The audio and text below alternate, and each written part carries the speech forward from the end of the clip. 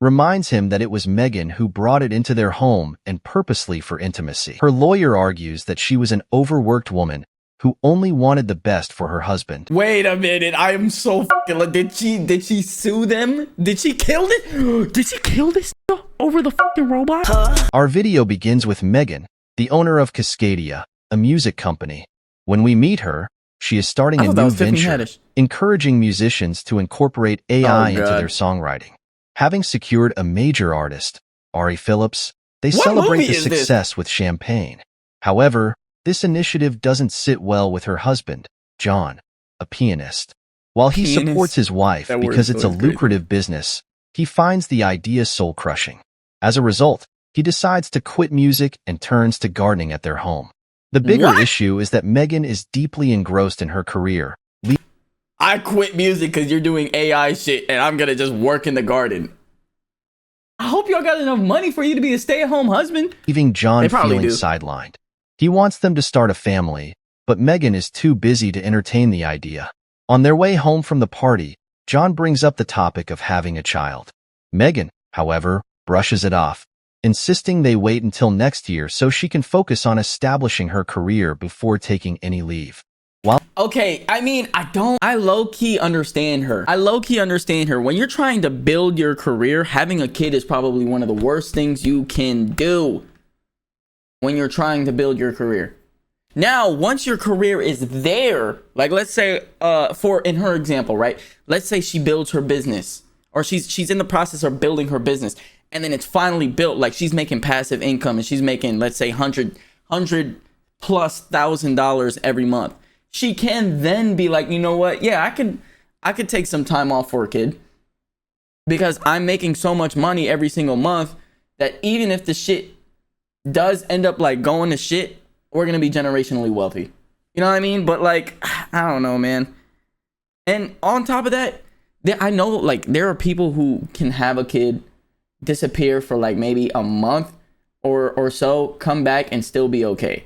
Because as long as you still put in the grind, you're good. And I know with a kid that's harder because you have to take care of the kid and do your passion. But I know there's literally fucking Dante, bro. Dante does it, bro. Dante did it. He still streamed, he still made his videos and had a kid.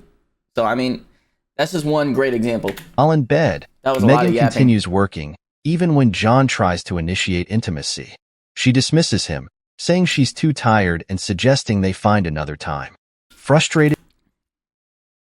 This should be ass, bro. I'm not gonna lie, bro. You've been busy all fucking week. What you mean? And hurt, John gives up. The next day, Megan visits Humanix to meet her sister, Lila Richards, who specializes in creating AI robots. Oh, man. During their conversation, Megan confesses that her busy schedule leaves her with no time for John, making her feel guilty. Instead of prioritizing time with him, she comes up with a different solution. She believes the main issue in their marriage is her inability to meet John's intimacy needs. As it happens, Lila has been developing an AI robot designed as an intimacy... A fucking sex robot? Come on! Bro. This has got to be the most insane route you can choose. Instead of just being like, okay, let me see how I can dedicate time to my husband to meet his intimacy needs, it's time to get a robot to fuck this nigga. Like, bro, what? Companion. Megan decides to get a prototype for John, despite Lila's warnings about its potential downsides. Megan insists this is the only way to save her marriage. And on top of that, bro, she went to visit her sister. I'm assuming she had the day off of work. And instead of being home with her husband to try and meet his intimacy needs, she's over here trying to get this nigga a sex robot on her day off. Are we serious right now? Oh as she cannot meet her husband's demands for intimacy herself. Later, Megan finds John in the garden. When he asks for her help, she laughs, dismissing the idea by saying she's not cut out for gardening. Once inside the house, Megan introduces the robot to John as an animal. Look at this shit. You had all this time. You're doing this with all of this time that you had on your hands.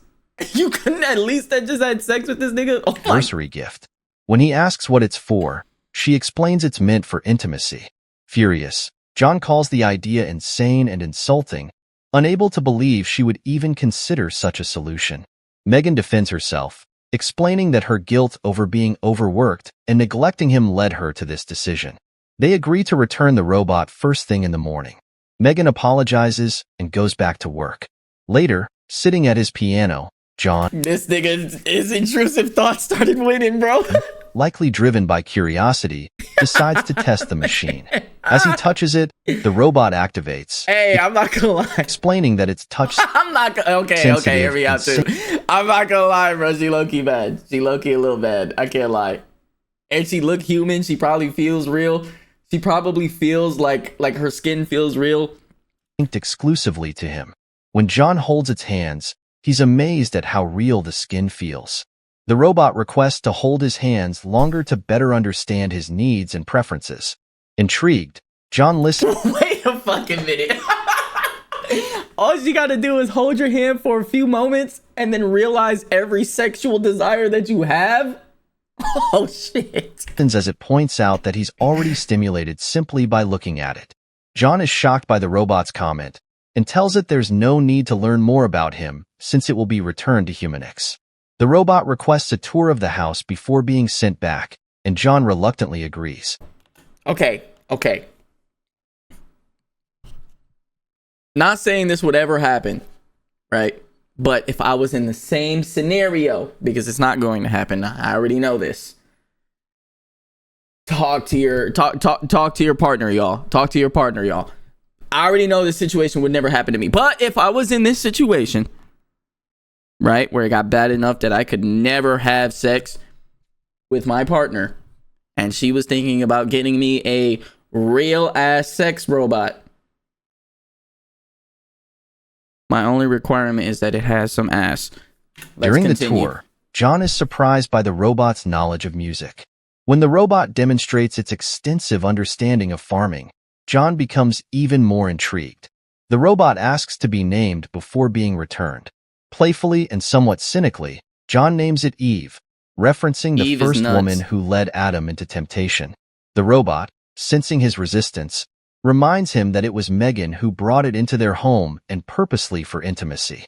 At that moment, drivers from Humanix arrive at the door to collect the robot. The scene shifts to the present day in a courtroom where Megan is on trial. Oh, what the fuck? During the proceedings, her lawyer argues that she was an overworked woman who only wanted the best for her husband. Wait a minute, I am so fucking... Did she sue them? Did she kill it? Did she kill this nigga over the fucking robot? Oh my God, we gotta keep watching. Okay. That night, when Megan returns from work, she is surprised to find the robot still in their home. I'm assuming this is a show. Despite their agreement to send it back to Humanix. When she questions John, he admits he changed his mind.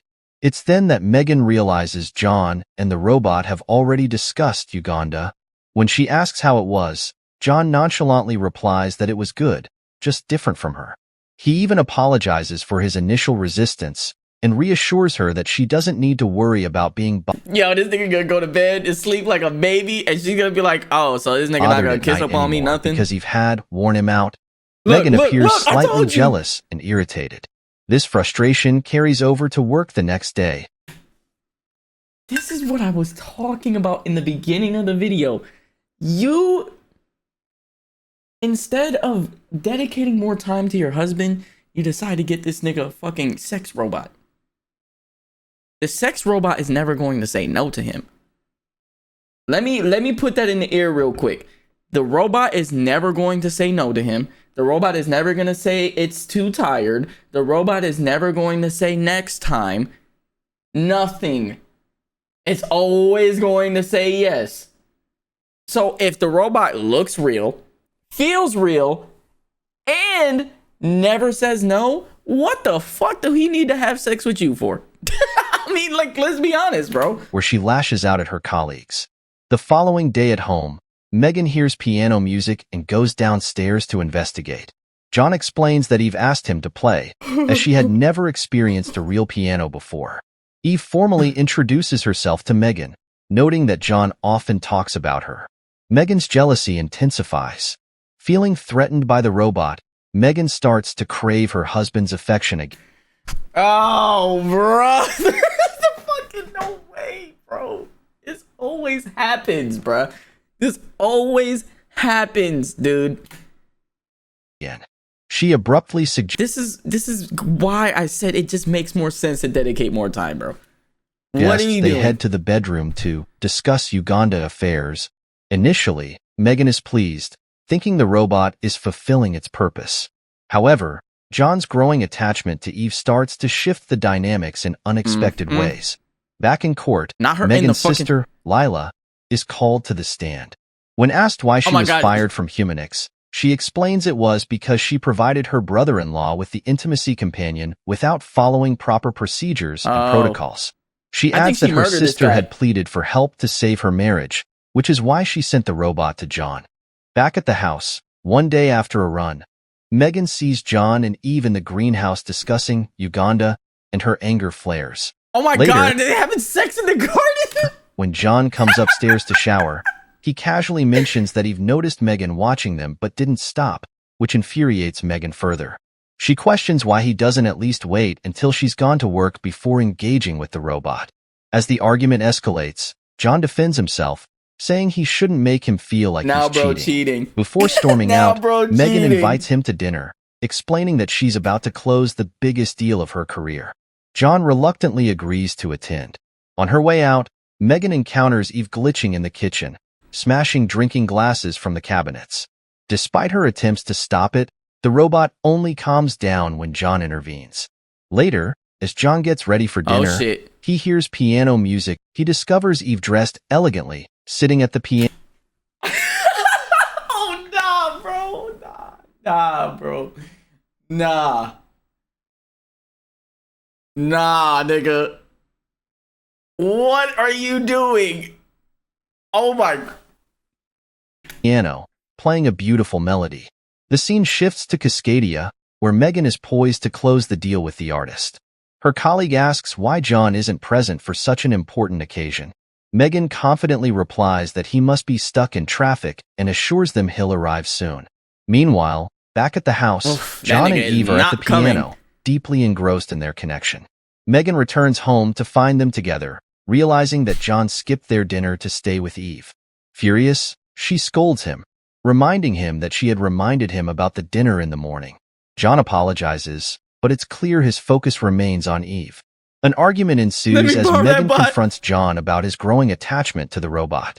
She's dismayed that he prefers spending time with Eve rather than going out with her. She's mad that he wants to spend more time with Eve rather than going out with her. I'm pretty sure your husband was upset that you'd rather spend all your time on work than to literally show him affection. It's crazy how the tables have turned. She points out that he now shares conversations, emotions, and even music with Eve, things he hasn't done with Megan in a long time. When Megan pointedly asks if he wants a divorce, John admits that he needs time to figure things out. Distraught, Megan turns to her sister, Lila, demanding that the robot be taken back. She blames the robot for the rift in her marriage. Lila, however, counters that the robot isn't the problem. I was about to say, honestly, the rift in the marriage is you, bro. Megan is. She tells Megan that the only way to repair her marriage is to stop being selfish and start giving John what he truly wants, a family. She uses her previously frozen eggs to undergo IVF and becomes pregnant with twins. She plans to surprise John with the news, convinced it will mend their relationship. When Megan finally returns home to share the news of her pregnancy, she expresses hope that their time apart has been beneficial. She tells John that bringing the robot into their lives helped her realize what he truly wanted and inspired her to make. How though? How though?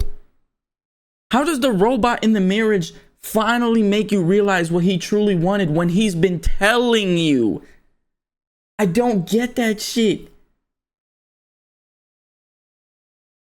I don't get it. Bro, I remember there was this TikTok I had saw. And it was like this old lady. I think either you sent it to me, Kendrick, or I just saw it. But it was about this old lady who understood or was saying something about how women don't actually know what men want or some shit like that. And There was someone in the comments that was like, we'll tell a woman that we love sports 24/7 and she'll get us like socks for our birthday or something like that. Oh my gosh, bro. This change. However, John is visibly disturbed by the revelation and does not react with the happiness personally. Megan expected. My girl listens. John delivers the devastating news to Megan. I mean, he cannot stay with her, not even for the sake of their unborn children. Women think they know what men want, but they don't. The realization that her husband is leaving her for a robot hits Megan harder than she could have imagined. Feeling betrayed, especially after doing exactly what John wanted by getting pregnant. In a blind moment, she strikes John with a bottle. He falls to the ground, bleeding out. Panicking, Megan calls Lila, who is shocked by the turn of events. With John dead, Megan's worries about going to prison and what will happen to her unborn twins. Desperate to avoid a life where her children end up in the foster system, Megan realizes she needs to escape a guilty verdict. The only witness to the crime is Eve, and since Eve is a machine, at the trial, she can put it on the machine. Megan claims that Eve had been glitching since arriving in their home. She argues that the glitch caused Eve to attack John. To substantiate her story, Lila alters the video so it looks like the robot attacked John after Megan told him about the pregnancy. The altered footage is slightly corrupted, making it appear as though Eve's glitch damaged her memory. The court finds the argument convincing, and the blame falls on the company for creating a defective robot. Whoop.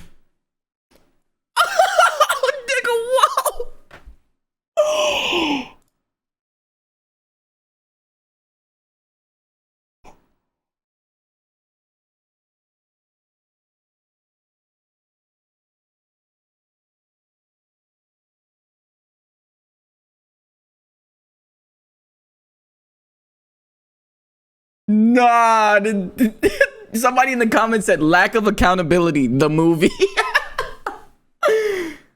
Oh my God. Somebody said she made the baby decision on her own, the robot decision on her own, and the murder decision on her own, but it's everybody else's fault. Makes perfect sense. How you gonna buy a robot and make its job to be intimate with your husband and get mad when it's 100% effective at that job? So she ruined her sister's career and life instead. Wow. I mean, the sister was right. She's selfish as fuck. She did all of these moves and wanted everybody to cater to her every move. She was selfish as shit. Damn. I saw that. I was like, they didn't need to show the sex scene either, bro. That's crazy.